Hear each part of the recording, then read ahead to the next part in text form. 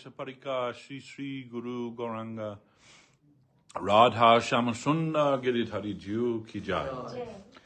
Jayam Vishnupad Paramahamsa Paribrajagacharjavajasto Tarasati Shri Srimad Jagat Guru Vishvabrenya Srila A.C. Bhaktivedanta Swami Maharaj Srila Prabhupad Tirubhav Maha Mahotsav Ki Jai. Jai Srila Prabhupada Ki Jai. So, welcome everyone to the East London branch Sri Chaitanya Saraswat Math. Today we are celebrating the Disappearance Festival of His Divine Grace Om Vishnupad Srila A.C. Bhaktivedanta Swami Maharaj Prabhupada.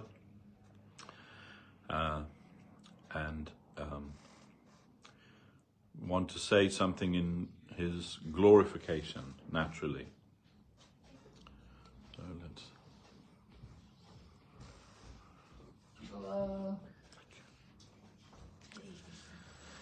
So... Do we need some petals? Yeah, yes. This beautiful painting of Srila Prabhupada. This was made by one of our devotees. Srila Gurudev liked this painting very much, and Srila Janardhan Maharaj remarked about this picture of Srila Prabhupada. He said, Srila Prabhupada liked this picture very much. He said, it makes me look like a humble Vaishnava.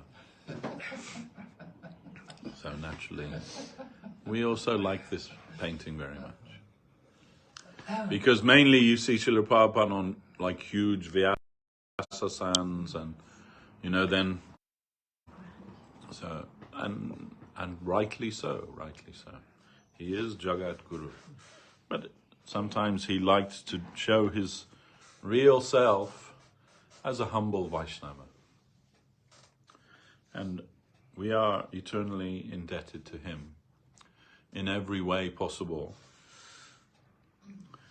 Our Gurudev, Om Vishnupad Srila Bhakti Sunna Govinda Dev Goswami Maharaj, spent many years in the personal company of Srila A.C. Bhaktivedanta Swami Maharaj when Srila Prabhupada was a Grihastha devotee living in Calcutta, known by all the devotees as Abai Babu. His name was Abai Charan Dey. He was a chemist. He was the local representative of the Bosch chemical company, making medicines and so on. And he had his residence in number 8 Sitakanta Banerjee Lane in Calcutta. And he had a spacious 3-story building there. And his living quarters were on the ground floor where he lived with his family. And on the top floor was his laboratory, and being a chemist, and the middle floor was vacant. So he offered that floor to our Guru Maharaj Om Vishnupad Srila Bhakti Rakak Sridhar Dev Goswami Maharaj to be the Calcutta branch of Sri Chaitanya Saraswat Math. And Srila Guru Maharaj happily accepted. Then 2 brahmacharis staying there more or less all the time, and also Srila Guru Maharaj sending Srila Gurudev, who was then a brahmachari, whose name was Gorendu Brahmachari, and he sent him to Calcutta to learn Sanskrit. He was studying Sanskrit from a Sanskrit teacher in Calcutta, and he stayed with Srila Prabhupada in his house there. And Guru Maharaj said, oh, Abai Babu, he is writing a commentary on Srimad Bhagavad Gita, so you can learn Gita from him. So every day, Srila Govinda Maharaj would hear and discuss Bhagavad Gita from Srila Prabhupada A.C. Bhaktivedanta Swami Maharaj. As he later became known, then later we were with Gurudev, and he wanted to compose a mantra Pranam mantra to Srila Prabhupada. Srila Prabhupada's Pranam mantra that everyone knows from the International Society, Namo Vishnu Padaya Krishna Prestaya Bhutale, Srimati Bhaktivedanta, Swami Niti Namine, yeah, so etc. But that the Sanskrit is not perfect in that composition, and Srila Prabhupada also told that. This composition is not perfect, but the mood is nice and so on. But he said one day someone will correct it, make it right. And Srila Govinda Maharaj, he composed this mantra based on that original mantra, and this is that mantra, and it is very beautiful. Namam Vishnu Padaya Krishna Prestaya Bhutale Swami Sri Bhaktivedanta Prabhupada Dayate Namaha Gaurvagyam Shirasi Dritta Shaktya Vesha Sharupine Hare Krishneti Mantrena Paschatya Prachatarine Vishwa Acharya Prabharyaya Dibya Karunya Murtaye Sri Bhagavatam Madhurja Gita Jnana Pradoyane Gaura Sri Rupa Siddhanta Saraswati Nisevine Radha Krishna Padamboja Bringaye Gurue Namaha. So Nama Om Vishnu Padaya Krishna Prestaya Bhutale, saying, I offer my humble obeisance unto His divine grace, Srila A.C. Bhaktivedanta Swami Prabhupada, who is Krishna's beloved associate,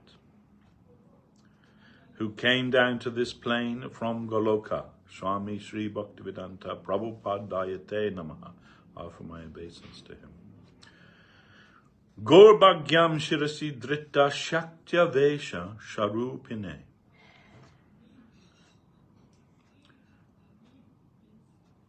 He came down to this plane from Goloka, taking the order of his guru on his head. Gaurbhagyam Shirasa Dritta Shaktya Vesha Swarupine. He is the Shaktya Vesh, empowered avatar of Nityananda Prabhu personified. Actually, it doesn't say in the Sanskrit Nityananda Prabhu, but Srila Guru Maharaj confirmed this. Srila Govinda Maharaj asked him, you told Swami Maharaj is Shakti Vesh avatar, but who's Shakti? Who's Shakti Vesh?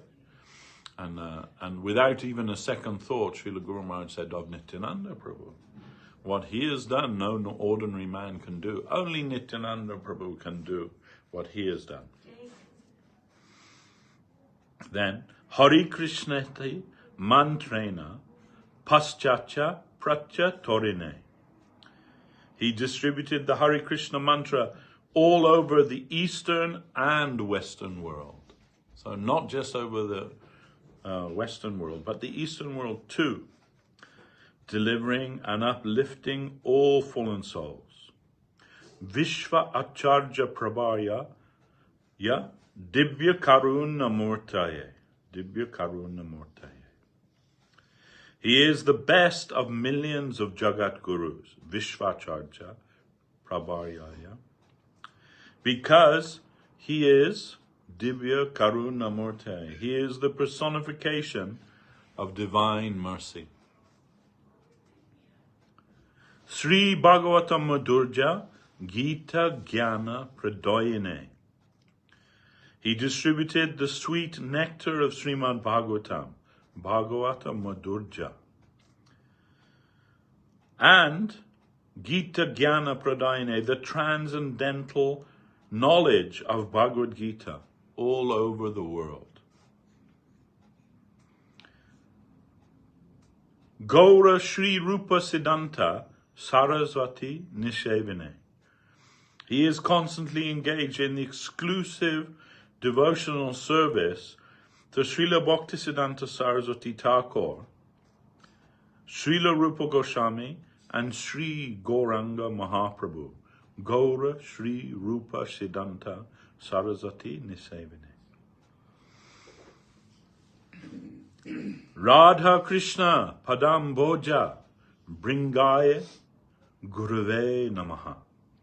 I offer my humble obeisance unto Srila Prabhupada, who is like a bumblebee always tasting the nectar of the lotus feet of Sri Sri Radha and Govinda.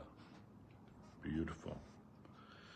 So there, everything that we would want to say in glorification of Srila Prabhupada, Gurudev has given that in this mantra, in a short way, in a very poetic and beautiful way. He has given that.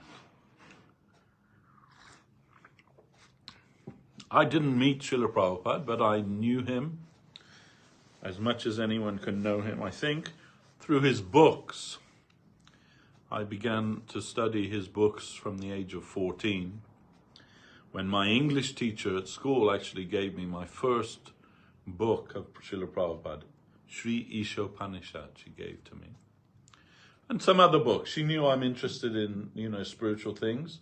She gave me Ishopanishad by Srila Prabhupada, Zen Flesh, Zen Bones by Alan Watts, and Be Here Now by Baba Ram Das.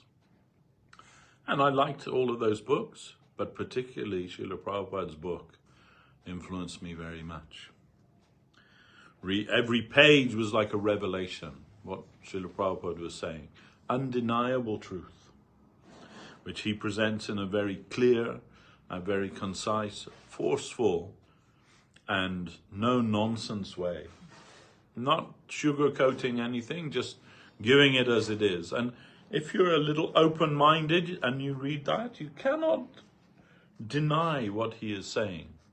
And actually, reading those things made me really joyful, that then there is something actually worth living for in life.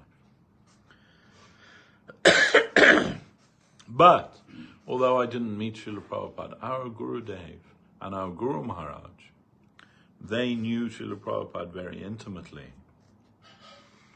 When Srila Prabhupada was, began his preaching mission in the Western world, he's sending regular report to Srila Guru Maharaj, Srila Sridhar Maharaj in Navadvip. And when his health became very critical, and he's thinking that he'll pass away, he wrote to Srila Guru Maharaj, and always writing via Srila Govinda Maharaj, writing to Govinda Maharaj as Guru Maharaj's secretary, and Gurudev relaying that to Guru Maharaj, and Srila Sridhar Maharaj giving his reply. So in this letter he said, I'm thinking maybe now I will leave the world. Should I leave America and come back to Vrindavan and live my final days in Vrindavan? This was first time, not the last time it was, he thought he would not survive. But Srila Guru Maharaj's reply to him was, America, and the Western world, actually, he said, the Western world is your Prabhu Datta Desh. That means this has been given to you by your Gurudev. Your Guru Maharaj, Srila Bhaktivedanta Saraswati Thakur, has given this place to you. It's called Prabhu Datta Desh, given to you by your Guru. So you should stay there. And whether you leave your body here or in India, wherever you are, that is Vrindavan. Don't have any fear. Wherever you are is Vrindavan. You are bringing Vrindavan to the whole world, like that. Srila Prabhupada's reply to Srila Govinda Maharaj was, after Prabhupada, meaning Saraswati Thakur, I consider whatever your Guru Maharaj says as coming directly from our Guru Maharaj. And therefore, I take his order on my head. I take his advice upon my head. And he's coming and going, but from India and America and around the world. But when coming to India, always coming to see Guru Maharaj. And Srila Govinda Maharaj, on the order of Guru Maharaj, he He arranged citizens' reception in Navadvip. Local dignitaries there, they hired the hall and gave a reception to him, citizens' reception. Many great pundits came. Many his godbrothers came to celebrate that. Guru Maharaj was not well.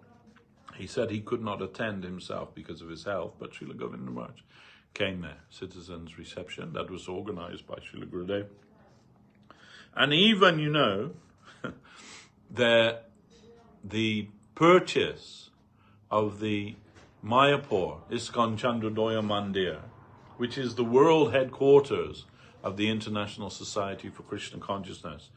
Srila Prabhupada established that, we know, and now making so much, it is growing so much there in Mayapur. And so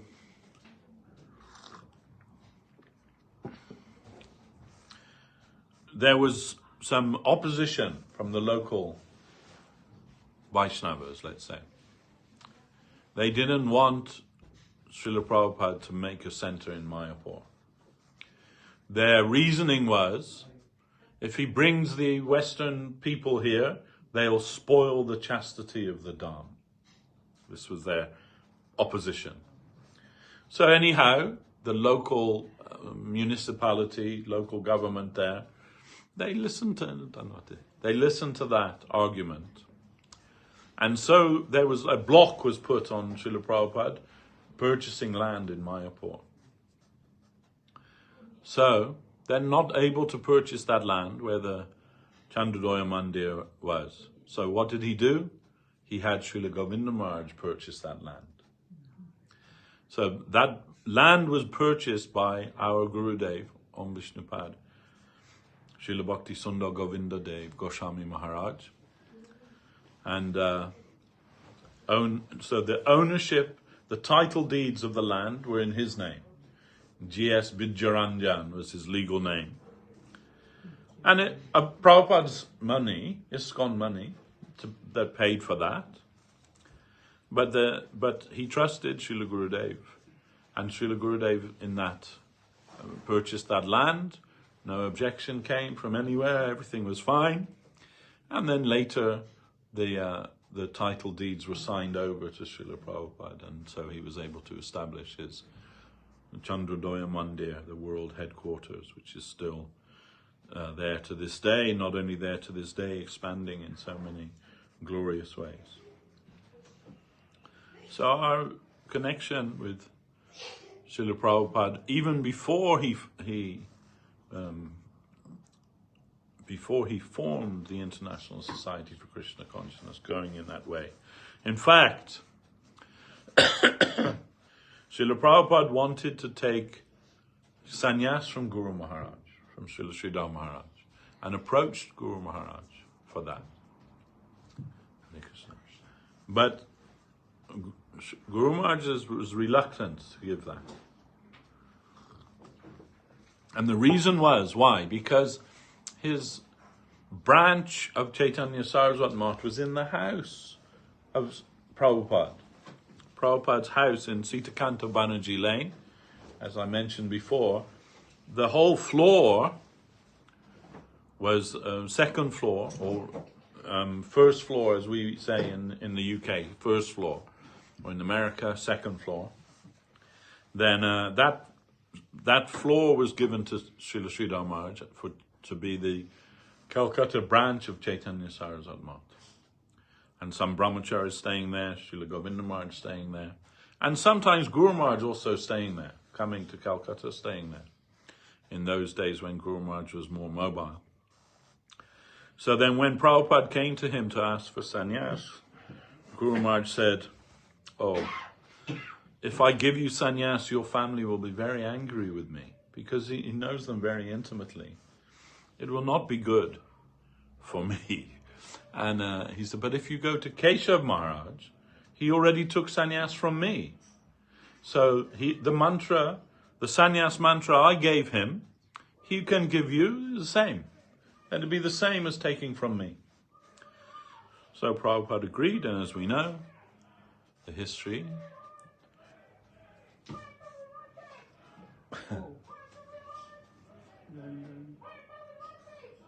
Hare Krishna. What do they want? The holy name. Yeah. But they've gone on by. Whatever they wanted, they didn't think it was here. Never mind. Okay. So, that, for our viewers, some protest going along in the street outside. Okay, what was I saying? Yes, so Srila Prabhupada took sannyas from Keshav Maharaj. And, which we know that was the history. Keshav Maharaj actually was senior to Guru Maharaj in the mission of Saraswati Thakur. And very great, honorable Vaishnava. And physically looked very much like Srila Bhaktivedanta Saraswati Thakur. So much so that before Guru Maharaj came, but Guru Maharaj told us that in the early days there was much opposition to Saraswati Thakur's preaching in Navadvip particularly. Navadvip was overrun by smartas, and that means, conventional priests, Hindu priests, and sahajas, means imitationist Vaishnavas, supposed followers of Chaitanya Dev. So they didn't like Saraswati Thakur's preaching because it was very forceful, very forthright, and against what they stood for. So then they made some opposition. They heard Saraswati Thakur will give a lecture in the Paramatala, if you know Navadvip. It's like the center of the Navadvip town, Paramatala. There's a big temple there of Kali, a big temple of Lord Shiva, and the deity of goddess Kali is called Paramatala.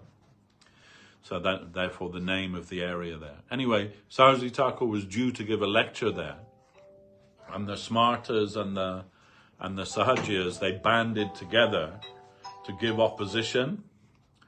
So they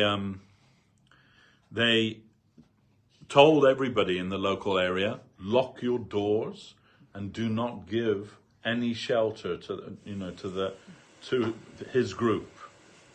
And they had arranged carts with bricks on it, like half house bricks and bricks. But they're covered by some tarpaulin or something. And when Saraswati Thakur came, began his lecture, they pulled removed the tarpaulin and began pelting him with bricks. And he had to flee for his life. And one person took him into their house there.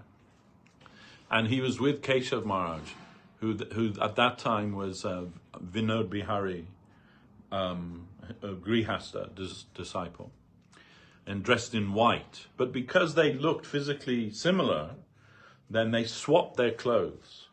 And Keshav Maharaj took Saraswati Thakur's sannyas dress. Saraswati Thakur took the white dress of his disciple, and he made his escape. And Keshav Maharaj came out, "Yoo-hoo, here I am!"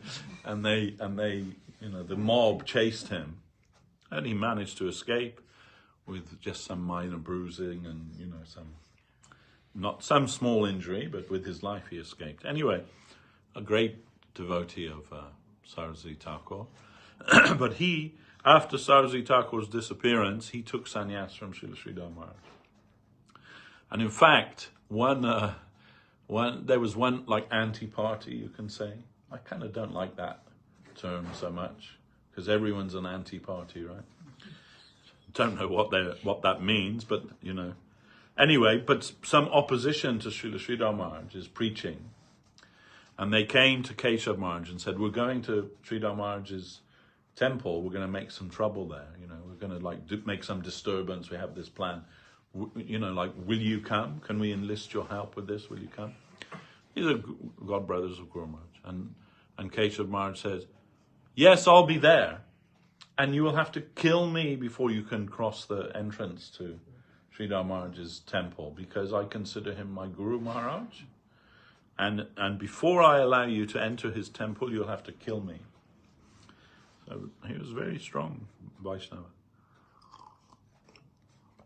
Anyway, that was the history. And Srila Govinda Maharaj, he stayed for a long time in Sitakanta Banerjee Lane with Srila Prabhupada, because Guru Maharaj had him studying in Calcutta, Sanskrit in Calcutta. One of Guru Maharaj's disciples, his name was Lakshmi Kanta. He was a Sanskrit professor, good scholar, and he's teaching Govinda Maharaj Sanskrit. But Govinda Maharaj staying with Prabhupada. Then he was Gorendu Brahmachari. And he said, I saw his living style like a prince. He said, he's living like a prince. Everything always first class or standard class, never like second class, anything. Then he said, in the morning we would discuss Bhagavad Gita. He would teach me Bhagavad Gita, and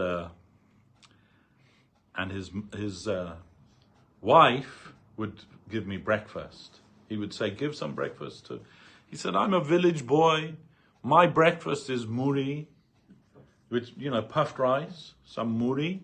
And he said, with water, mix it with water, some little sugar, maybe a rasagulla, mix it together. He said, I like that. That's my breakfast. From my childhood, I like that. He said, but not Prabhupada's breakfast. He would say, why are you eating that? This is just cheating the stomach. It's just air. Just like covered air, basically, he's saying. There's nothing of any nutrition in there. And then he'd tell his wife, give some aloo dum, give some luchi, give some kachori. These are like the things that he would have for breakfast. You give to him. And Srila Govinda Maharaj said, yes, I would take that. And he said, and I never met anyone in my life with so much fervor for preaching Krishna consciousness. He said, we have a few publications from the mott at that time in Navadvip, and I'm going every day by the order of Guru Maharaj. I'm going and distributing those around Calcutta. But sometimes we're running out. They're running out, we have to go to the press or whatever to get more. Then he said, Abai Babu, he would say, oh, I have this Back to Godhead magazine that I'm printing myself. You can take this and distribute. And Gurudev would go and distribute that. So many people don't know, but Srila Govinda Maharaj, he was the first distributor of Back to Godhead magazine, other than Srila Prabhupada himself. And he said, his friends were very high, society circle.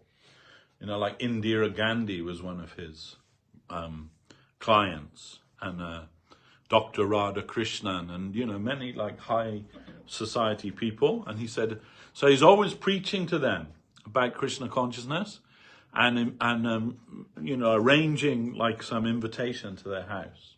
And he said, because I was wearing the saffron cloth, he would take me with him and make me give the Bhagavat talk, the reading from the Bhagavat. He said, because, like in India, still people respect the red cloth.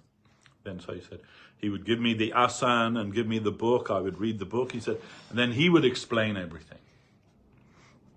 And he said, very great fervor for that. And Guru Maharaj would come sometimes, Srila Maharaj would come, and they would have discussion, deep discussion. He said that.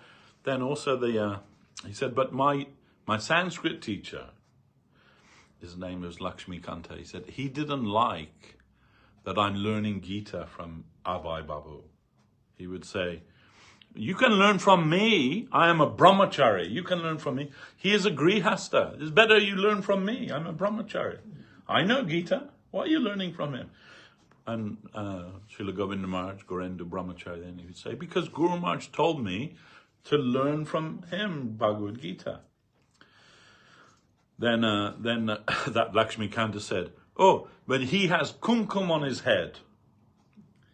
So, it's an insult. It means he's been embracing with ladies. That's what it means, and he's got some kumkum on his head as a result of that. Govinda Maharaj said, I was just a teenage boy.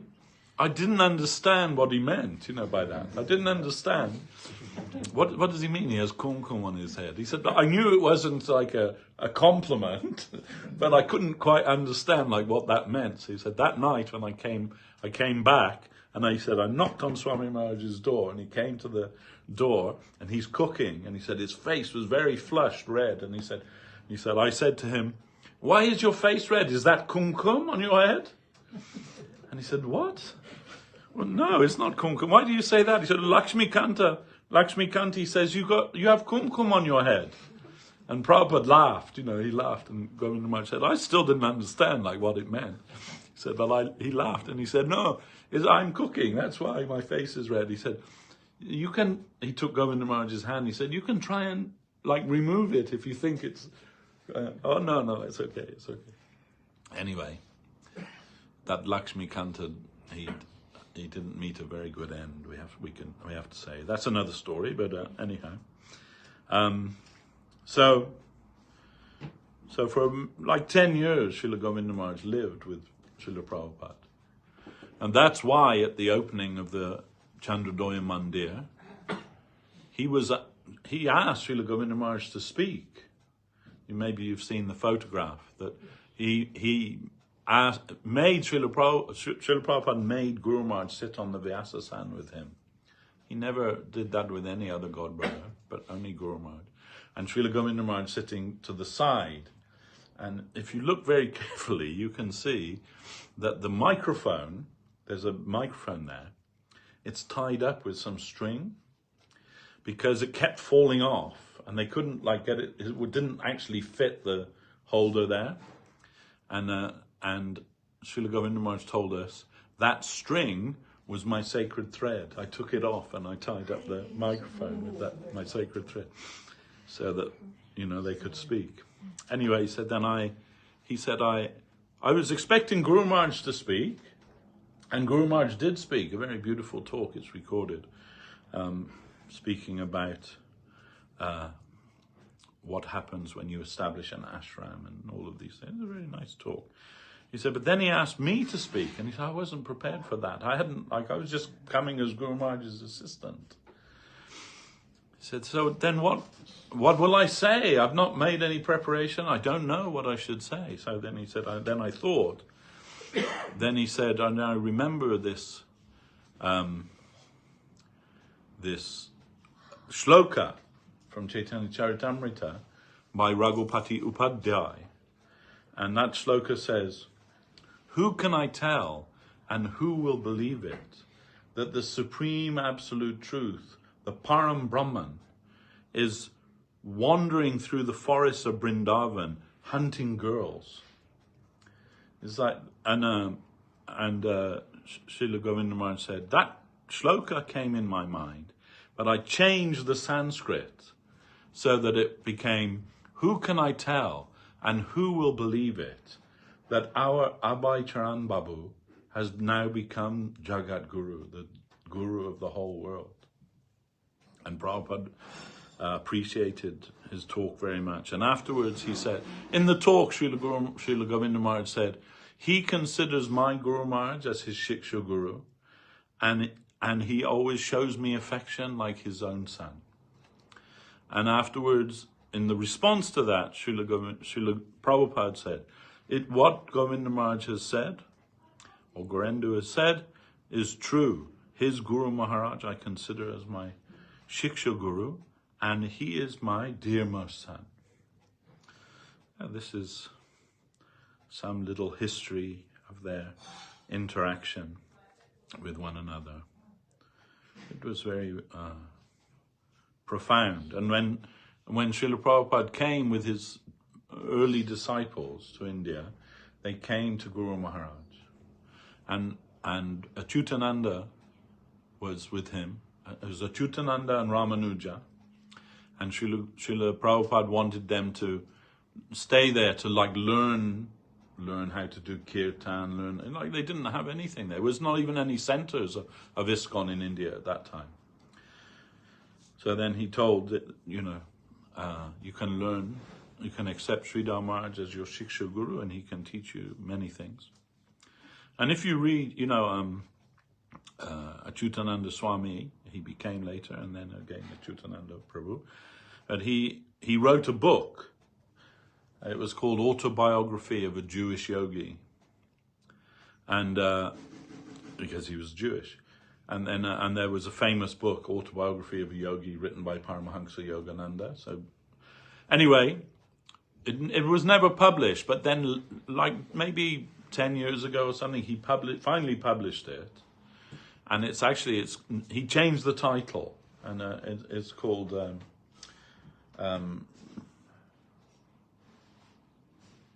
was it called? I remember the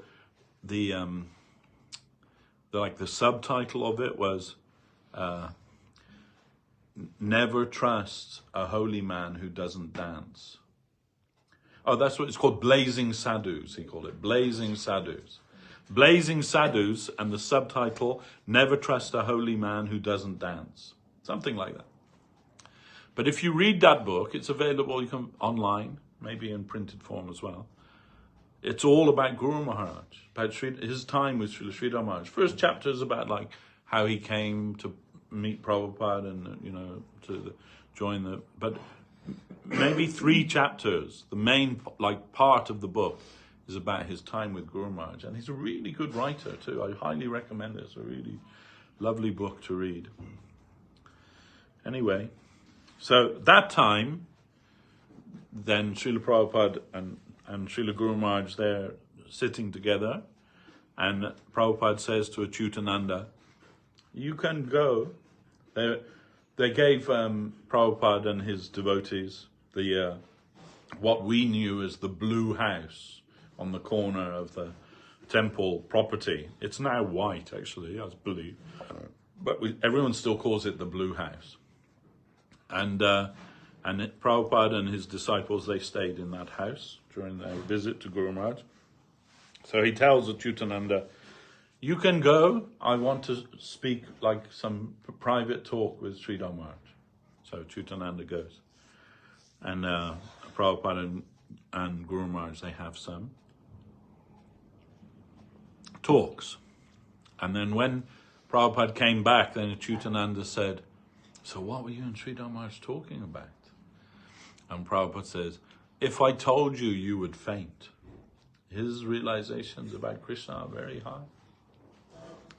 And when Guru Maharaj heard that, he said, yes, he means that that what we were discussing, if you hear that, you cannot remain conscious in this plane.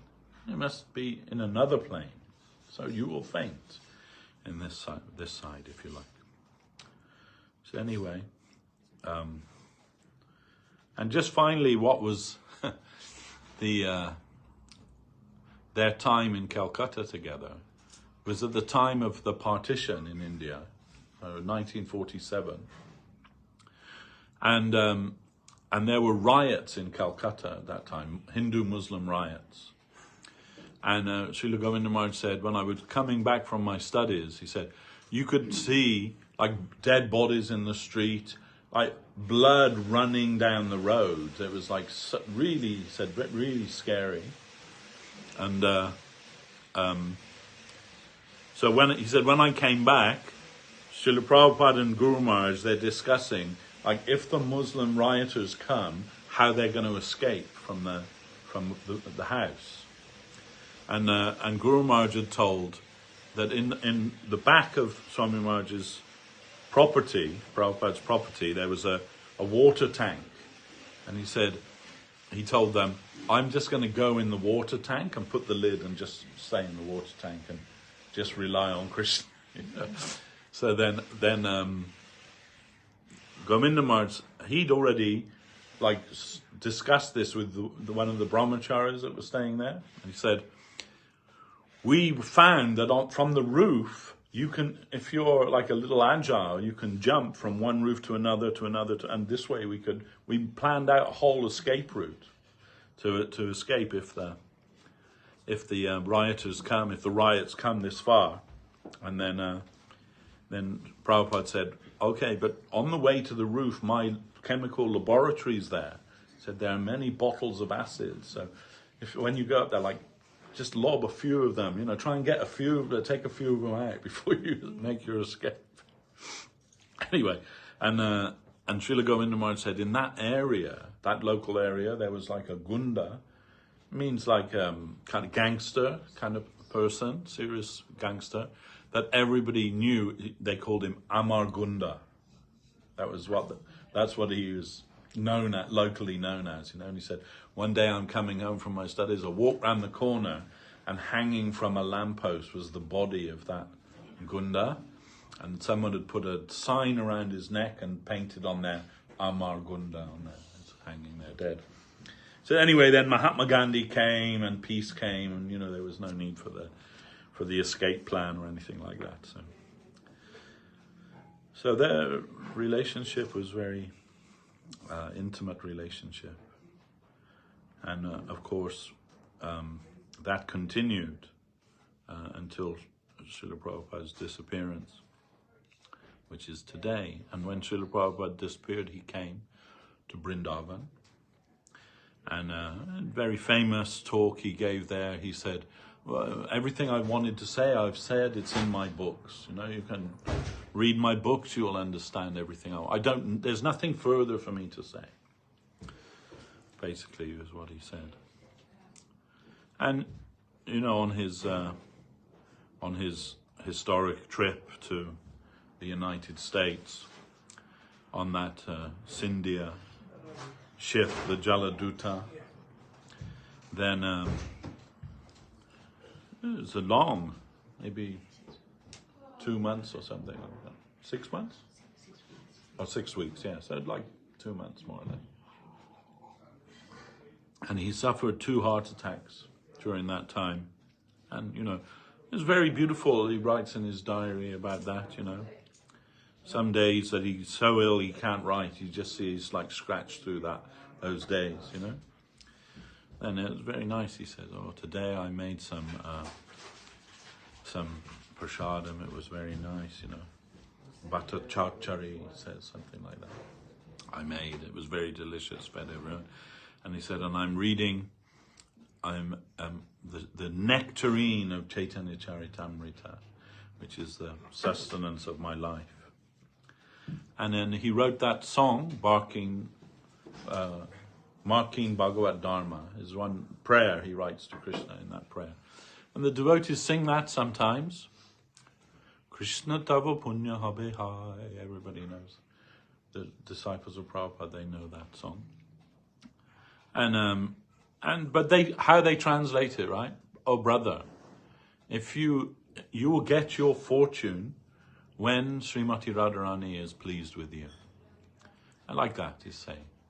But when Srila Guru Maharaj read that, he said, no, it's not that. When he says, oh brother, he's telling Krishna. He's not telling you and I, if you want. He's actually directly saying to Krishna, brother Krishna, if you want the wealth of your life, the fulfillment of your life, you will get that if Srimati Radharani is pleased with you. And Srimati Radharani, in the form of my Gurudev, Bhaktivedanta Saraswat Thakur, he has given me this service. So if you help me, she will be pleased with you and you will get your ultimate satisfaction in life.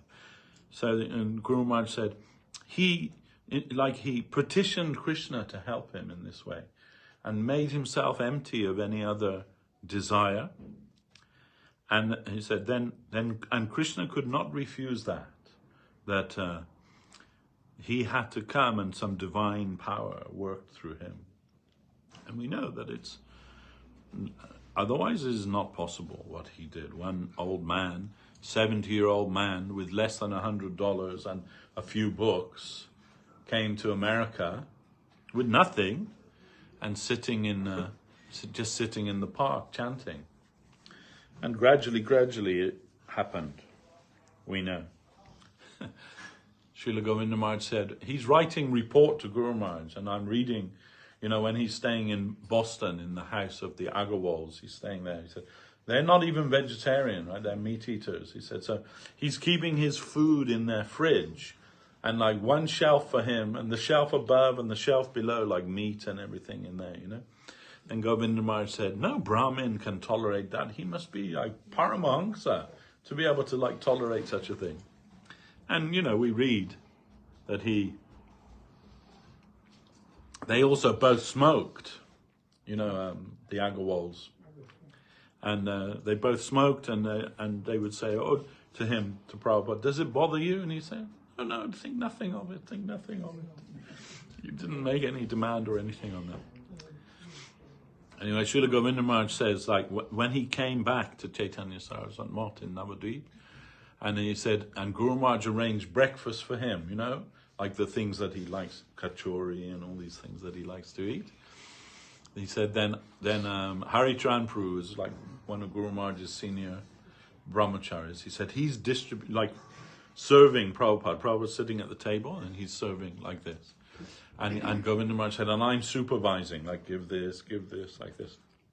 Then Prabhupada says to him, oh, Govinda Maharaj, you also sit and take prasadam with me. And Govinda Maharaj said, I'd thought, I can't sit at the same table as a Paramahamsa Vaishnava like that. That's impossible. How can I do that? And I said, no, I'll take later, Maharaj. I'll take later, like this, like trying to put him off. And then Prabhupada said, oh, you think I've lost my caste by associating with the Malechas, and therefore you won't sit with me to take prasadam. Then Govinda Maharaj said, then I like bowed down to him and I sat with him, and we took breakfast together.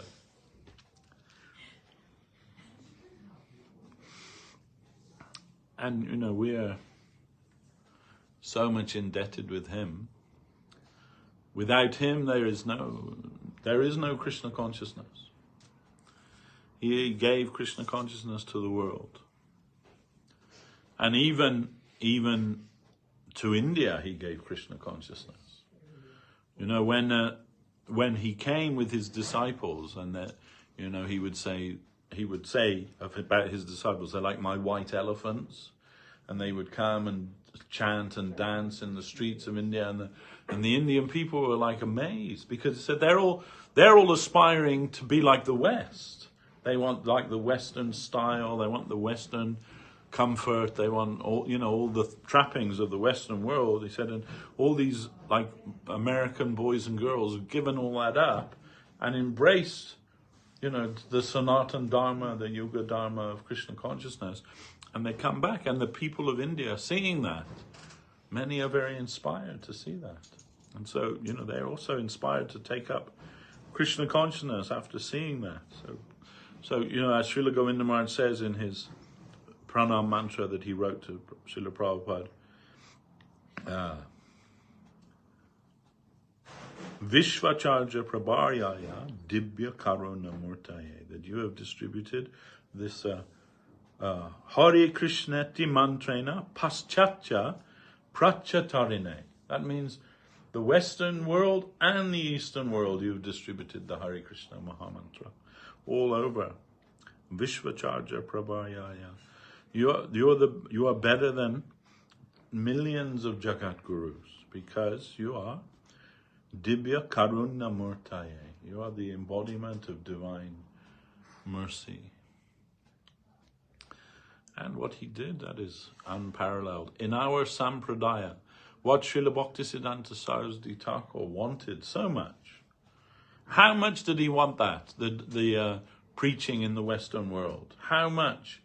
That we heard from Guru Maharaj that at that time in Mayapur, the ploughman, the man who's ploughing the field over there, you know, he's with his gamsha and, you know, some cloth wrapped around his head, he's ploughing the fields there, planting crops, and he said in his spare time he's learning English from a book, you know, he's learning English.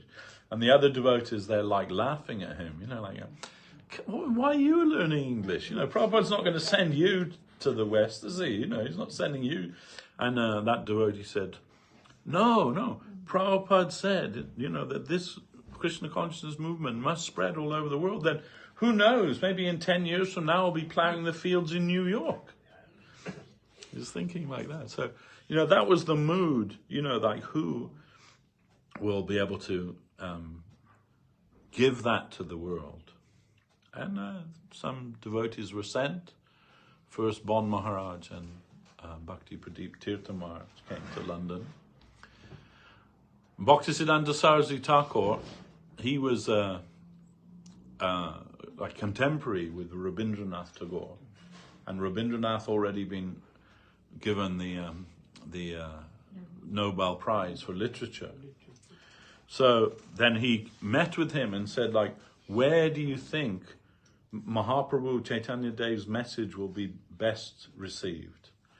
And Rabindranath, after considering, he said London and Germany, Berlin. He said the Germans and the British, they will appreciate. They appreciate like Vedic culture, Vedic literature. He said, is my thinking like that. So then Saraswati Thakur dispatched Bon Maharaj and Tirtha Maharaj to London. Bhakti Pradeep Tirtha Maharaj was a disciple of Bhaktivedanta Thakur and the first sannyasi of Bhaktisiddhanta Saraswati. So he came, and Bon Maharaj, he came. There was also another disciple of Saraswati Thakur here at that time. His name was Sambidananda Das. And he was studying to be a barrister in London. And while he was studying, he was writing a PhD thesis. And that thesis is now published in a book. I think it's called Sri Chaitanya Mahaprabhu, I think. But anyhow, it is Life and Teachings of Mahaprabhu. And that when that was submitted to the PhD board, they rejected it and said, after reading it, they said, because you've referenced Bhaktisiddhanta Saraswati so much in this book, we think this is his philosophy, not your philosophy. As you know, to be a PhD, you have to present something new, something that hasn't been presented before, some new idea. And saying, the content's good, but we think it's his content, not your content, like his thinking, not your thinking. And anyway, Saraswati Thakur wrote a letter to the PhD board and said, my mission would not be possible without the thinking and philosophy of Sambidananda. And so they granted him the PhD. Anyway, those three devotees were here first of all. But then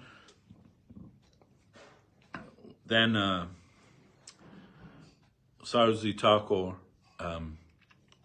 when they returned to India, so they were first of all they came to London, and then after London they went to Berlin. That time was like in the rise of the Second World War, just beginning there, and Saraswati Thakur sent Bon Maharaj to meet Hitler, and he said that Hitler was in the middle of something campaign or something, but anyway he didn't meet with him, but I believe he met Goebbels, who was like his propaganda minister.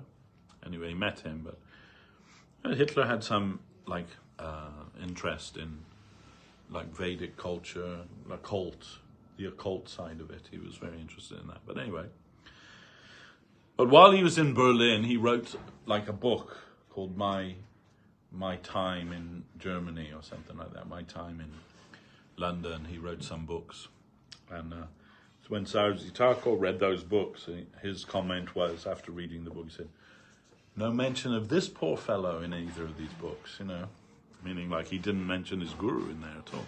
It's all about him. Anyway, then he came to Bombay when they arrived back. He was the head preacher, so. But when he came back, Guru Maharaj said he was suited and booted. So he'd taken off his sannyas dress, he'd thrown his danda into the Thames, and came suited and booted. And also, when they made some like reception for him, persuaded him to put on his sannyas dress, everything.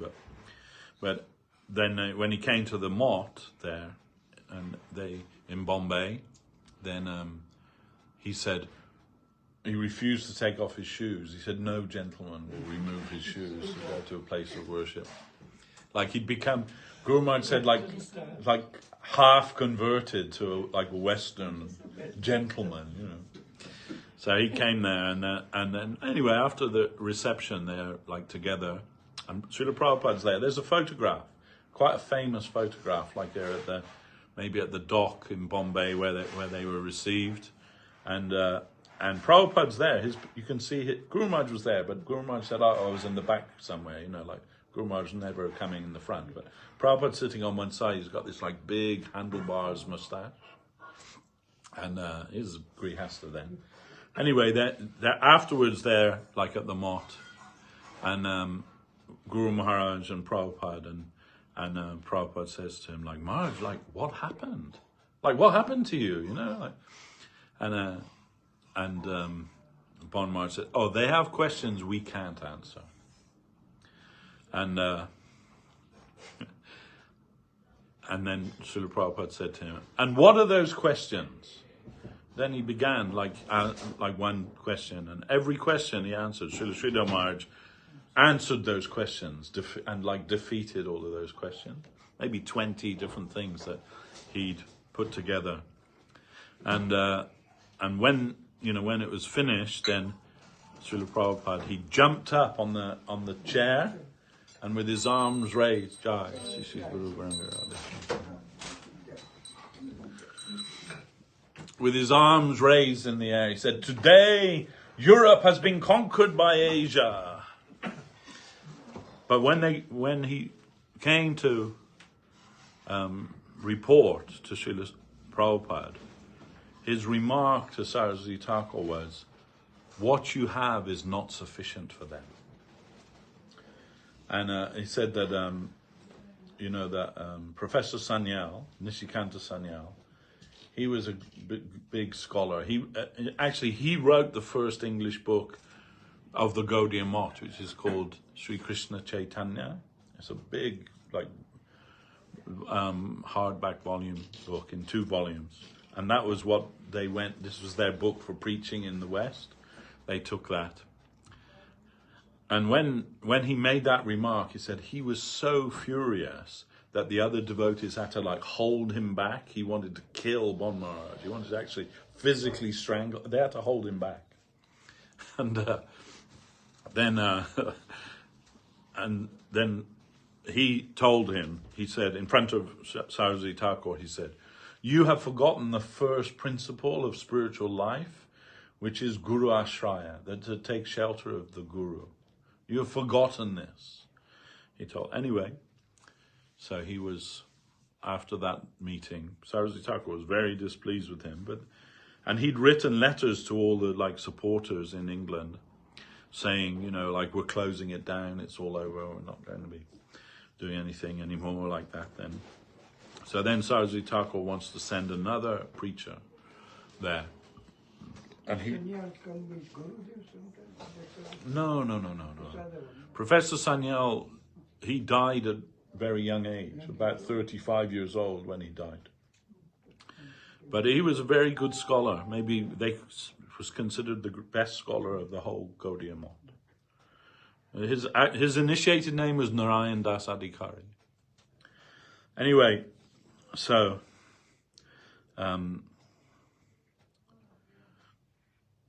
Saraswati Thakur wants to send another person to London.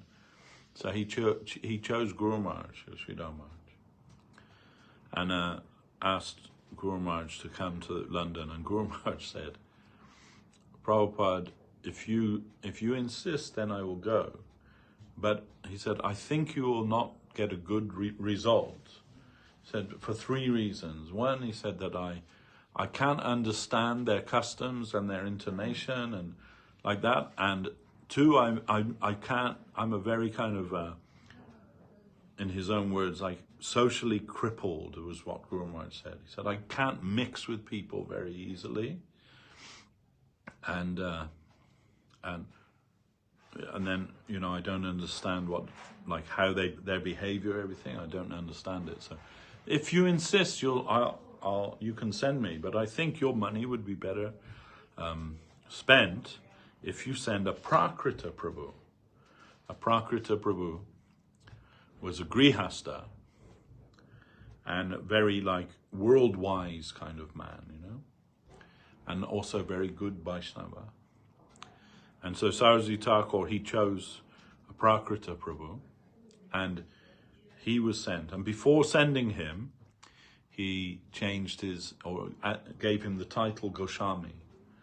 Normally in the Gaudiya line of, you know, Gaudiya mission, Goswami is a title reserved for the sannyasis, not for Grihastha. But he gave him that title, Goswami, so Aprakrita Goswami, and he was sent to London. But the booklet they sent, which I have a copy, but I cannot find it anywhere. I don't know what I've done with it. But it was written by Srila Sridhar Maharaj. He wrote it, and I do have a copy of that in English. And he came. He had some success. He met the Archbishop of Canterbury. He met the King and the Queen at that time, and you know, he established some preaching centre, which is now the temple in West London. That is North West London. The Cricklewood Gaudiya Mott. No, is Vasudev Gaudiya Mott. That was, he gave on the behalf of Saraswati Thakur initiation to one lady. Her name was Vinod Vani, an English lady. And I think her name was Elizabeth Boothroyd or something like that. Anyway, she was his disciple, two English ladies. But she had that property, she gave that property to Saraswati Thakur in her will. And some preaching centre going on there until today. Then, so some kind of marginal success he had. His family name was Banerjee. So his passport showed A.P. Banerjee was his passport name. But known to the devotees, Aprakrita Goswami. So then he's staying in London. His trip was sponsored by the Maharaj of Jaipur in Orissa, not Jaipur, but Jaipur in Orissa. And he had sponsored his journey and his accommodation, everything. So he's living in near Kensington Palace in a rented apartment there. And in those days, you had to put money in the meter for the gas. Everything was gas, even the lights were gas, everything there. So to put some money in the meter. And he said, and Guru Maharaj said, the money ran out. So he couldn't cook anything. He couldn't eat. He didn't have any money to eat for like about a week. The money had run out there, then he said, so every day he's just going to Kensington Park and chanting japa in the park, like going there. He said then one day he's like some glint caught his eye in the flower bed, and he's looked there and he went over, uncovered it, and it was a murti of Vishnu in the garden, so in the park. And he uncovered that and he cleaned it up and he took it back to his apartment. He looked at, he had Chaitanya Charitamrita with him. He looked in the Chaitanya Charitamrita. In Sanatan Shiksha, Mahaprabhu's teaching to Sanatan Goswami, all the forms of Vishnu are described there and their names according to which hands they hold the four weapons in. And so studying that, he found that this is Vasudev. And hence the name Vasudev Gaudiya Mott. It became Vasudev Gaudiya Mott, hence that name. Anyway, then he took some flowers from the park and giving some worship to him. And the same day, knock on the door. It was the landlady, and she said, "Oh, this has arrived from you from India. It must have been here at least a week, but it had fallen down behind the dresser in the hall, so nobody saw it, But anyway, it must be for you." And so he opened it up, and it was from the Maharaj of Jaipur. It was a cheque for £100. So, this was a lot of money in those days, £100. So then he goes to the bank to cash the check. When he gets to the bank, they say, well, it says here, and they said, have you got like some form of identity? He said, yeah, I've got my passport. Show them the passport, but the check says Aprakrita Goswami, the sum of £100. So well, you can't honour this because your passport says A.P. Banerjee. This is not, they don't line up. The names don't conform. So he tries to explain, this is my initiated name. They're not having it, So then dejected, he sits down in the bank, and there he sees there's a copy of the Times there. And in the Times, there's a photograph of him with the Earl of Jutland, who was previously the Viceroy of India. They'd had a meeting at Caxton Hall, and the Earl of Jutland had chaired it, and he was like the guest of honor, and it said in the caption, Earl of Jutland with Aprakrita Goswami of Gaudiya Math. So then he took that up to the bank teller and said, look, is that me? They said, yeah, it's you. What name does it say? Same as on the check? They said, okay, they cashed the check. I don't think they would today, would they? Even with a photograph, they wouldn't do it today. But anyway, in those days, maybe a little more lenient. But so yes, he had some success, a limited kind of success. And Saraswati Thakur, he wanted to build a temple in London. And that Maharaj of Jaipur was going to fund it. And Guru Maharaj said in his room in Bagh Bazaar in Calcutta, he had a map of London on the wall in there. And he said, and often he would look at the map. Here's Buckingham Palace, here's Westminster Abbey, like considering where would be a good place for the temple to be built, like this way. So, and Guru Maharaj said it was his plan that he himself would come to London, Bhaktisiddhanta Saraswati Thakur. And because his chart, his horoscope had said that he would live 10 years longer than he actually did. And on his passing, at the time of his passing, he was heard to say, Krishna has cheated me of 10 years. And Guru Maharaj, he said, I believe that Krishna gave those 10 years to Swami Maharaj Prabhupada, to Srila Prabhupada. So, we can say, Prabhupada's preaching more or less, it was 10 years in the West. So, then Guru Maharaj said he gave those Saraswati Thakur's 10 years to his disciple, A.C. Bhaktivedanta Swami Maharaj. And we know what kind of phenomenal success he had in preaching Krishna consciousness. And not with any compromise, or not with any, he himself said, if I drop the 4 regulative principles, I have like millions of disciples. Said, but I'm not going to do that. So, so then, but even so, thousands of people, young people, came to Krishna consciousness. And we can say, like categorically we can say, that before Srila Prabhupada came, there were at least 20 different translations of Bhagavad Gita in English out there by scholars and different people. But we can also categorically say, not one of those editions of Bhagavad Gita made anyone a devotee of Krishna. Nobody read that and decided to give their lives to Krishna. But Srila Prabhupada's Bhagavad Gita, as it is, so many people after reading that gave their lives for Krishna consciousness, became convinced, actually could understand what is Bhagavad Gita, really. He himself says, Bhagavad Gita can only be understood by one who is a devotee of Krishna. And therefore only a devotee of Krishna actually can explain Bhagavad Gita. It is not like just that you can understand Sanskrit or, that's not the criterion. You have to understand the author. That's always the case in any translation of anything. is you have to understand what is the thinking of the person who wrote it. It's not just that you understand the language. I know from my own experience this. When some years ago, in the time of Srila Govinda Maharaj, he made me the editor of Gaudiya Darshan magazine.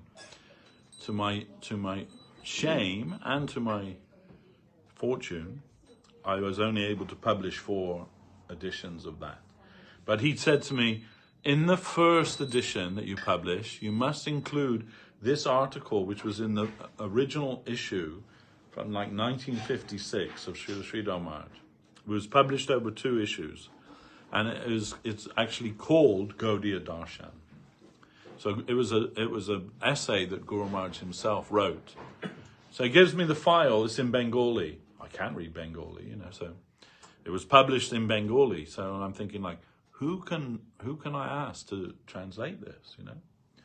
And one of our devotees, my dear friend, he's English, but his wife's Bengali. So I thought, okay, she's Bengali, she can read Bengali, she can translate it. I'm thinking like that. And I asked her, will you? And she said, yeah, I'll try. Yeah, I'll do it. So I gave her it, then when she gave me back the translation, and bless her, she did try. But because I know like something, Guru Maharaj's preaching, his thinking, like how he formulates things, and then when I read it, I'm thinking, no, this isn't what Guru Maharaj is saying. I don't understand Bengali, but I know this isn't what Guru Maharaj is saying, So then I can understand that it's not just about knowing the language. Of course, how they write Bengali, like classic, it's called Sadhu Bhasha. So it's like not just like spoken Bengali, it's a little different. So, and not everyone can understand that. But then I asked Bhakti Prapanna Tirtha Maharaj, who's Guru Maharaj's disciple, sannyasi of Srila Govinda Maharaj, and very good Vaishnava, and also a pandit. He's a pandit. I mean, really, Srila Govinda Maharaj said his father is such a big pandit. When he comes to visit, I become afraid. And his name before he was initiated is Partha Sarati Goswami. That's Tirtha Maharaj's like karmi name. Partha Sarati Goswami. So anyway, I asked him, Maharaj, can you do it? He said, yes, Prabhu, I'll do it. And he did. And I had to like clean up the English and everything. But I can understand, like it was, and Srila Govinda Maharaj was very satisfied with his translation, like perfect. And we published it over 2 editions. Very wonderful essay. Highly recommend it. But so in the same way, then so many scholars and pundits and yogis and sadhus have translated Bhagavad Gita in their own way. But none of them could make Bhagavad Gita as it is. And Srila Prabhupada, like very purposefully chose that title. Means with nothing added, nothing taken away, as it is, just as it is. I don't need to add any kind of interpretation, because in Gita, Krishna says what he means and means what he says. It doesn't need any interpretation, doesn't need to be thought about, oh, it's a metaphor for, this or that, or no, it is what it is. And who is a devotee of Krishna, then they can understand that. And everyone who follows Vedic religion, they accept Bhagavad Gita, right? But, that kind of narrows down.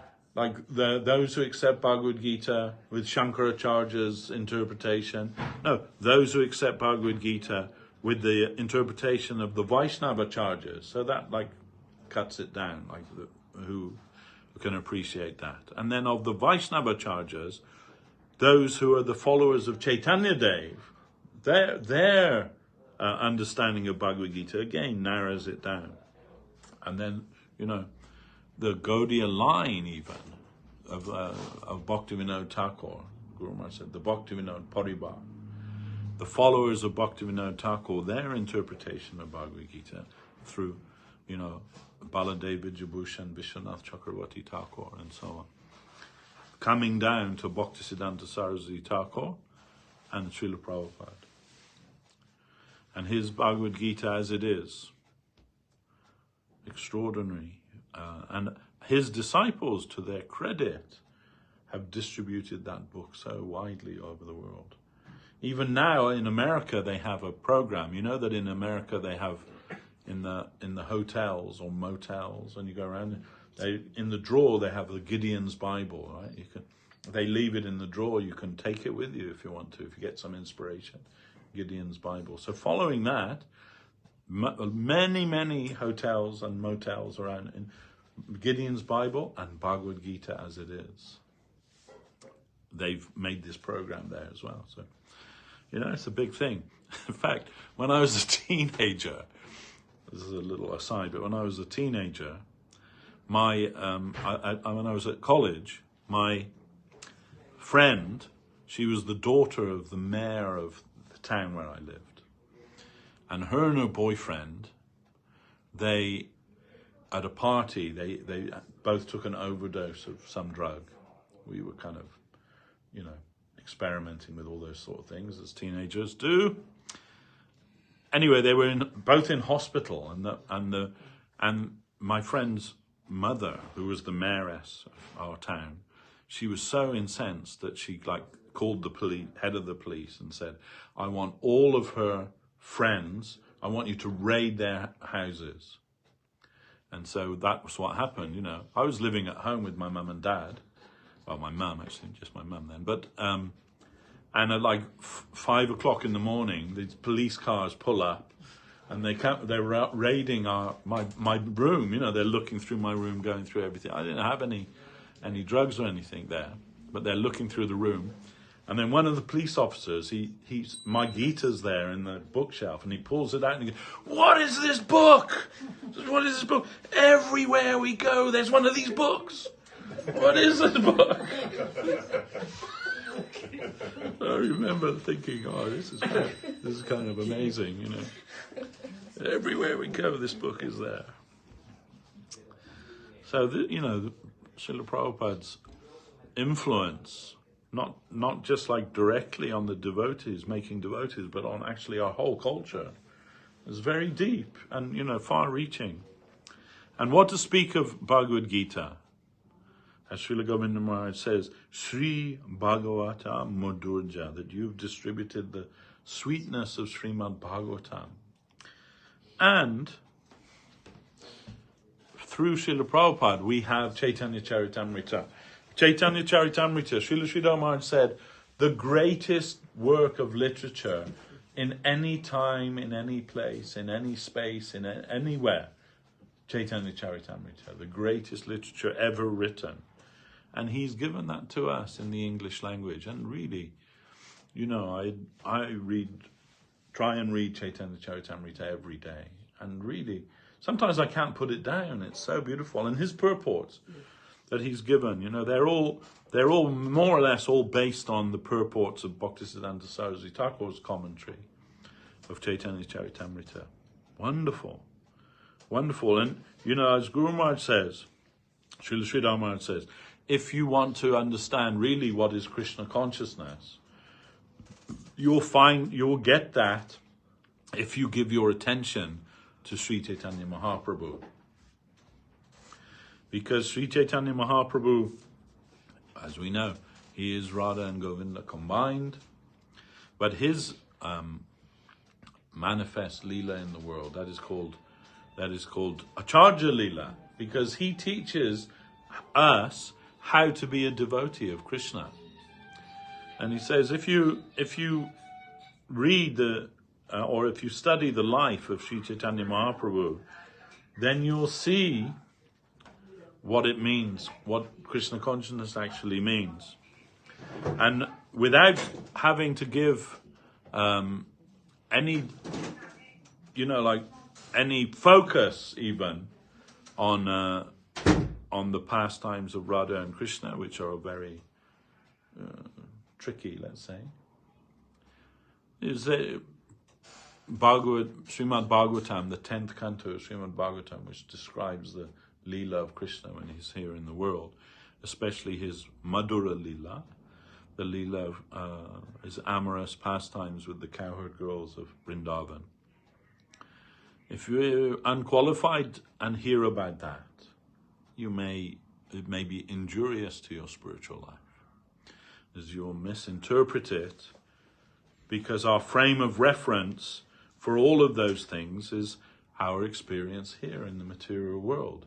We all know about, the relationships between boys and girls, men and women of this world.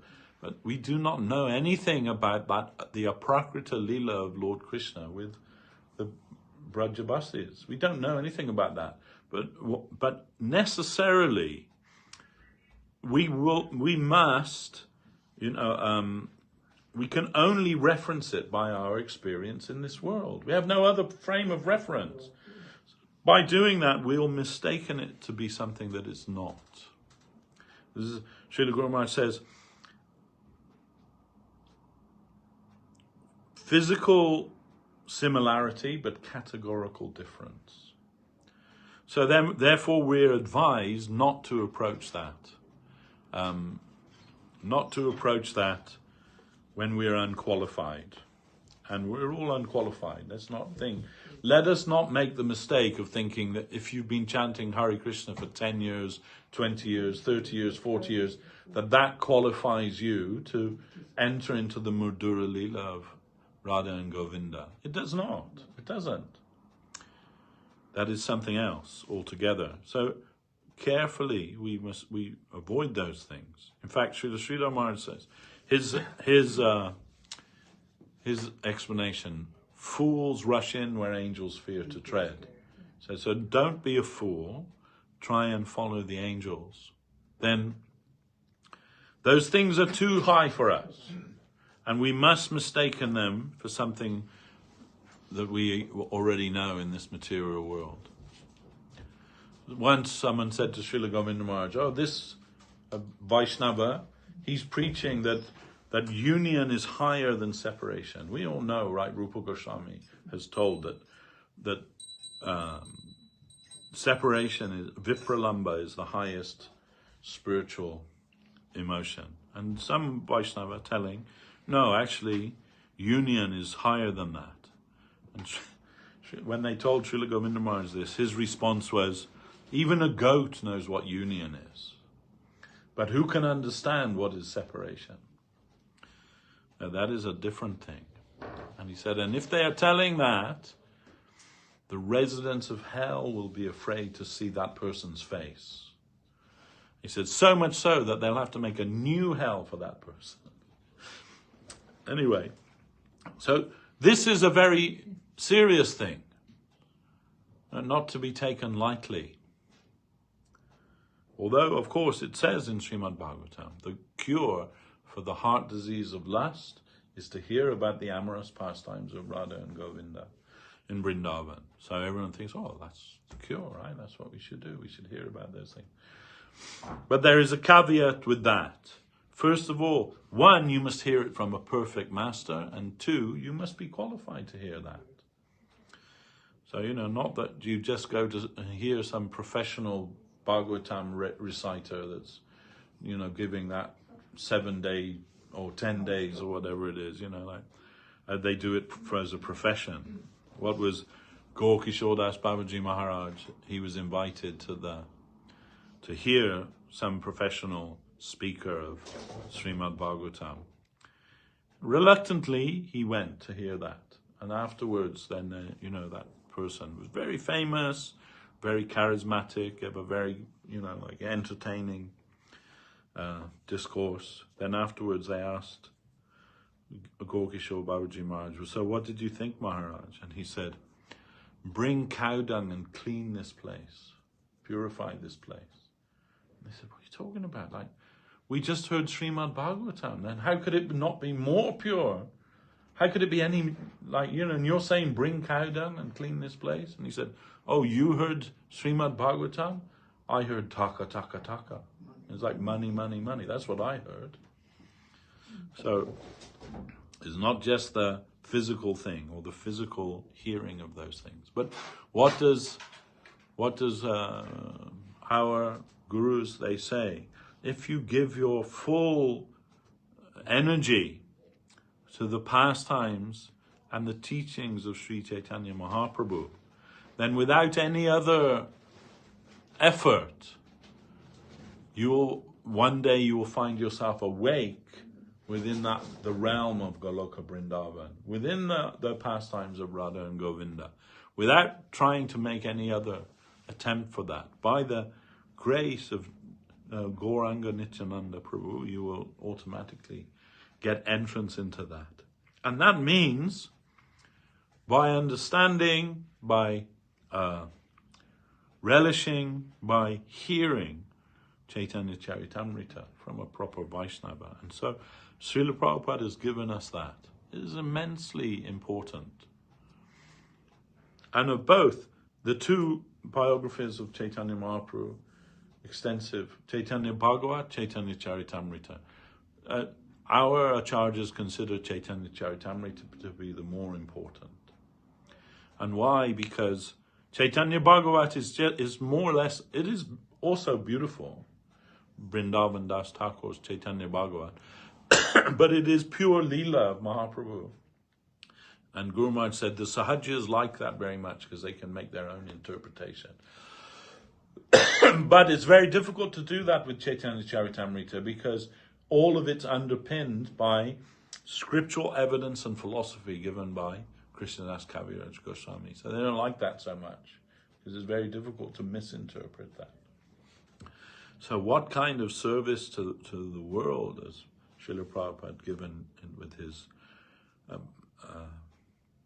translation and commentary of Sri Chaitanya Charitamrita and Srimad Bhagavatam and Bhagavad Gita and everything, even his talks, everything. He is Jagat Guru. He is the savior of us all. Anyone who has come to practice Krishna consciousness, they cannot deny that connection with Srila Prabhupada, even remotely. Without Srila Prabhupada's preaching, this temple wouldn't be here. Yes. There would be no Chaitanya Saraswat Mott in the Western world. There would be no, International Society for Krishna Consciousness in the Western world. It wouldn't exist. When, before, now we Google everything, right? But before that, if you wanted to know something, it was in Encyclopedia Britannica.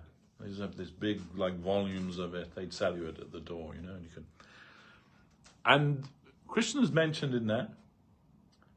Lord Chaitanya is also mentioned in there. There's an entry there. Krishna, 8th avatar of Vishnu, etc., etc. And Lord Chaitanya, how's he described? 16th century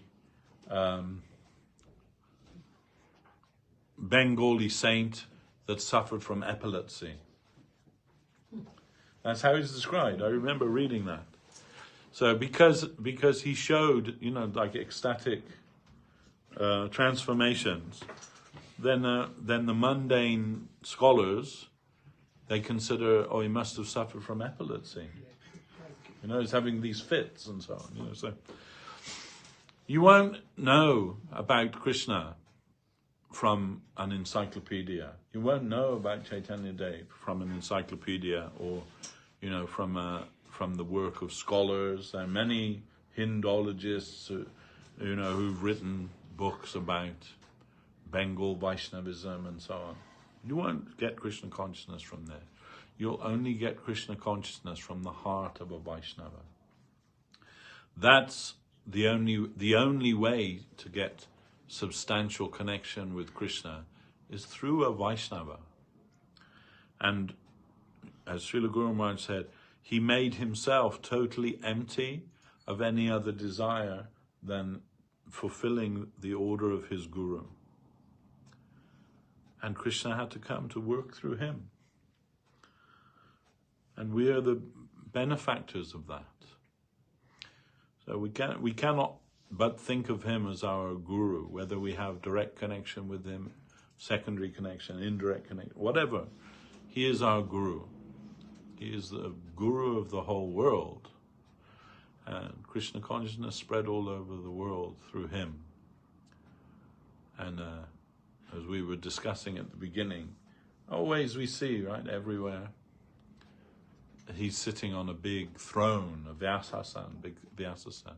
In this picture, just sitting on a little cushion on the floor. And Janardhan Maharaj said, this painting is made from a photograph. And he said, Janardhan Maharaj told us, Prabhupada would say, I like this picture because in this picture I look like a humble Vaishnava. Really, he was, And, he was living in Radha Damodar in Vrindavan, an elderly man. If he'd have just spent his last years, the rest of his life there, no one would have said there was anything wrong with that. But he is not that kind of person. And he tried, like through many of his god brothers and so on, to get help to come to the West. But they're not interested so much. And it's understandable. They didn't really know him, right? He's Abhay Charan Babu. He wasn't even really that much involved with the Gaudiya Math, so much. Then, but some devotees knew him, but not everyone. So that, like, when he went to one god brother, leading sannyasi, that devotee said, yes, come and live in our mott for a year, and then after a year we'll consider. And he says, in the biography of Satsvarup Maharaj that he wrote, he says, but he was not satisfied with that. He wanted to do something now. And he writes in there, just sitting in the temple ringing bells wasn't his idea of what is Krishna consciousness.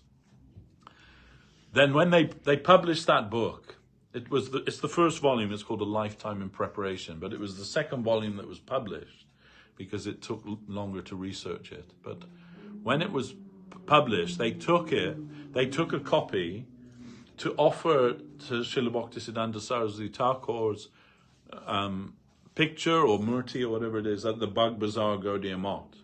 So they gave to the priests there and they put it on the altar. Then they're thinking, like after it's been offered, we'll take it back as prasadam. But the devotees in the temple said, no, we're keeping it in the Bag Bazaar temple. So then they're reading that, right? And they read there, and see, this was the mistake actually, with due respect to Satsvarup Maharaj, is that he told the names of these devotees, and Srila Guru Maharaj said that's not proper.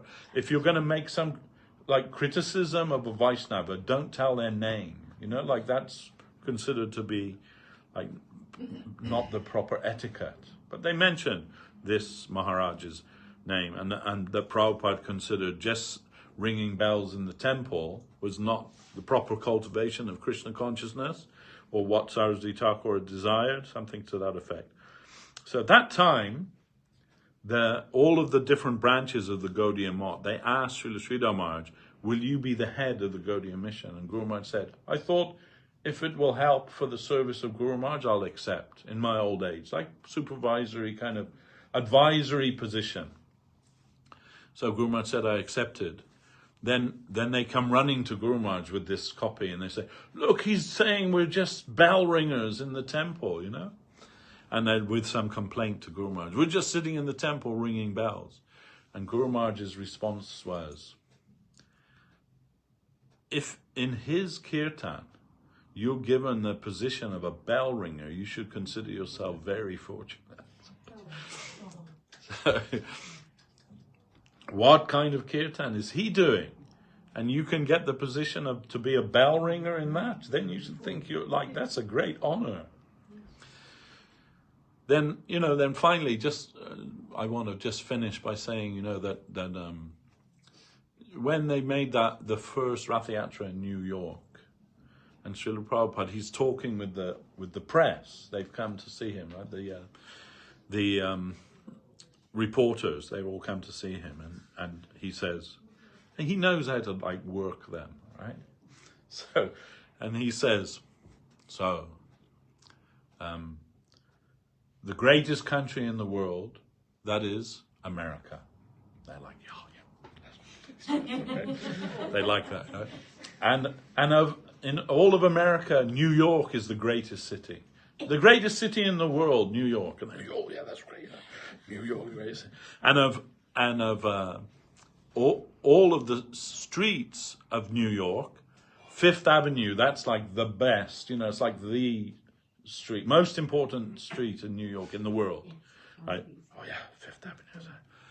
On that street, we are holding our Ratha Yatra festival for the glory of Lord Jagannath. So,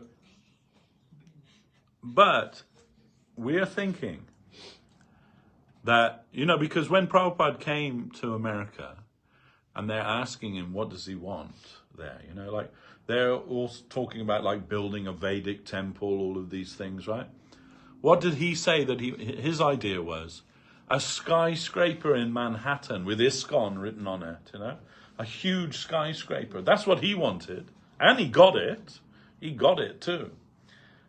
Then, okay, so Lord Jagannath came to Ratha Yatra in Fifth Avenue in New York City. But Srila Prabhupada was sitting on Subhadra's car in his Vyasasan, going down Fifth Avenue. We think that Krishna made that parade for him in Fifth Avenue, in the most important country in the world, the most important city in the world, in the most important street in the world, that Krishna's Jagannath's devotee is going on the parade down there for the whole. They stopped the whole city, so it closed it all off so that he could go on that procession. Krishna did that for his devotee. That's Srila Prabhupada. Jai Om Vishnupad Srila A.C. Bhaktivedanta Swami Maharaj Prabhupada Ki Jai. So we can do some. Have they done the offering already? Okay, then we can do some Guru Puja and then we can have the Arati. When I came from India here, I met Srila Prabhupada in a burial place. Yes. What a powerful man he was. In those days, he was 70 at that time. Yes. So powerful. Just by looking at him, you feel like taking energy. Yes.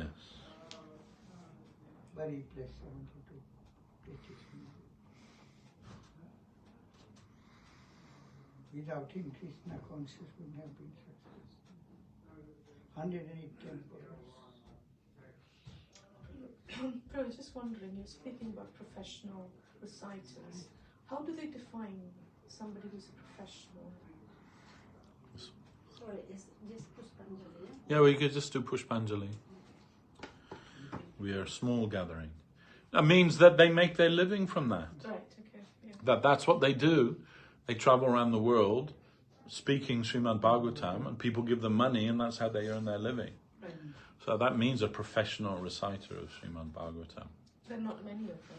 No, there are some. Right, yeah. Some are big. And they come, some are big, some are small, they come. Some are famous, at least amongst Hindu Indian people, they're very famous. But Srila Prabhupada was very cautious about that. Famously he said, milk touched by the lips of a serpent becomes poison. So, then what is someone's desire to spread Krishna consciousness or somebody's desire to take money from their listeners? That's a different thing, So there are many gurus and spiritualists and so on. And we're not just talking like India, we're talking everywhere and every religion. That they're looking to make a living, a profit from that. I mean, look in America, all those evangelical churches on the television. So they're rich. They make so much money, and they convince people if they give their money, they'll get the blessings of God and so on. It's the same also in Hinduism, in Vaishnavism. There's also people who do that to make a living.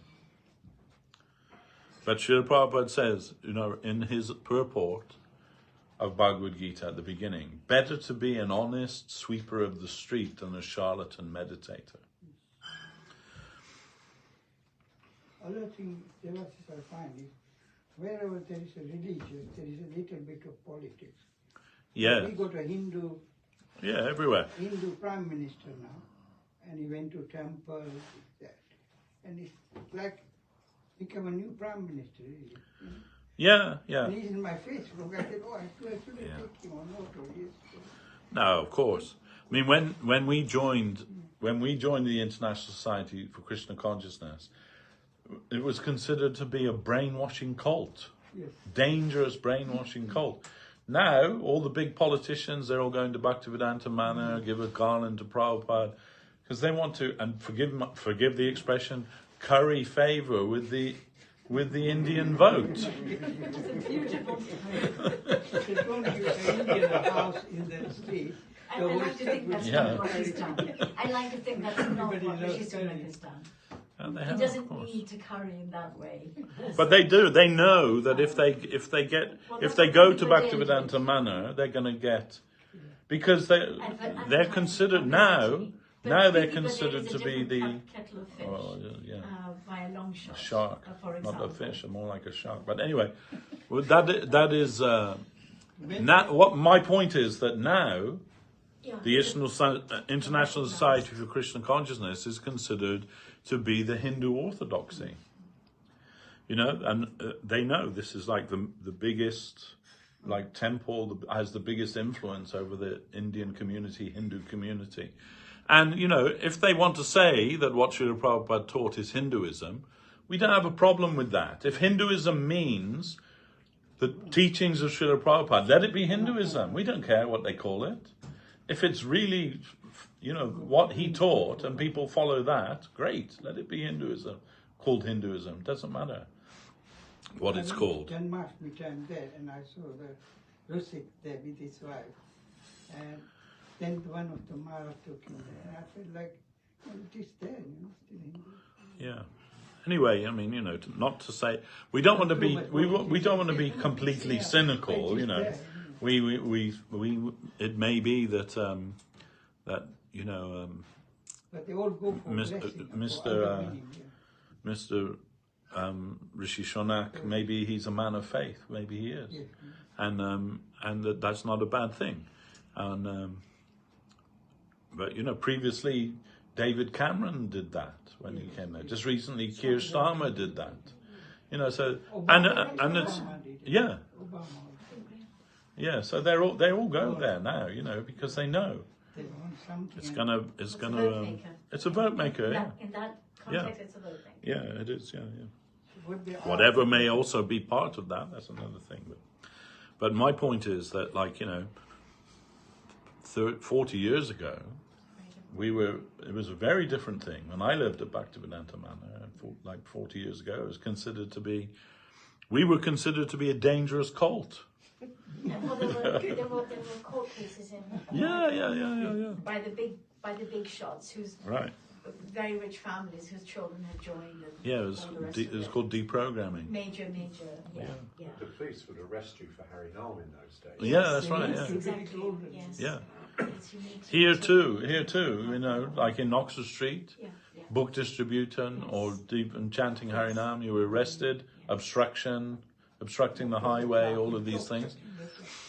Now, there was a Hollywood producer. He wants to make a film with a London street scene. He doesn't want to come to London, he wants to do it in Hollywood, right? So his research is like, what are the top 10 things you'll see on an Indian street, on a London street? And like, you know, number one, the red bus, the black cab, you know, the red telephone box, the pillar box, all these things. But amongst that top 10 was the Hare Krishnas chanting in the street.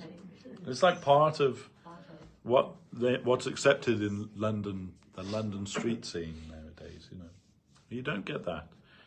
And even here, when the football stadium used to be, the West Ham football stadium, one of the police there patrolling up and down, and one of the police officers used to come and take prasadam here on the football match day. You know, got all the hot dog stands down the road there, stinking the street out. And Srila Govinda Maharaj, when he was here, he said, "Hot dog." He's reading hot dogs. Do they also sell hot cats? He said. I never understood that the first time I heard that. Something still doesn't. I seen 2 police officers standing here gate, yeah? Yeah. Temple, and Yeah. it was on a football. Yeah, and Srila Govinda Maharaj, once he said to me one day when he was here, can you take me to the football match? Because he liked football as a young man, you know, he liked football. Can you take me to the football match? I said, yeah, Maharaj, you want to go? I'll take you. I can't stand football myself, but, you know. But if he wants to go, I said, yeah, I'll take you, you know. And then he said, what time's the kickoff? I said, it's 2:30. He said, no, it's my resting time. Oh, Not so committed after all. no. And one of the kids, Ram Gopal's boy, came here. He was just a nipper, you know, and he said, do you like football, Maharaj? And Maharaj said, yeah, I like football, yeah. And he said, what team do you support? And Gurudev said, the winning team.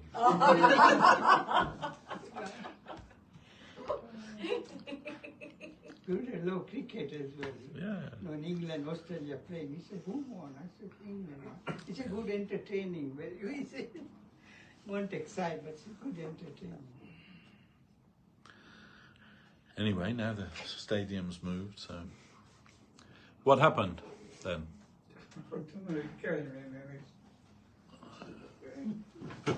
Who came? So, are they ready now? Or just, I need to find. Well, that's what I asked you before, and no one told me anything.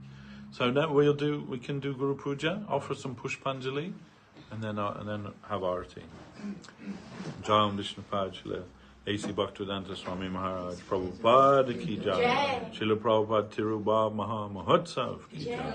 Jai Vishnupad Srila Bhakti Sundar Govinda Dev Goswami Maharaj ki jai. Srila Bhakti Rakak Sridhar Dev Goswami Maharaj ki jai. Bhagavan Srila Bhakti Siddhanta Saraswati Thakur ki jai.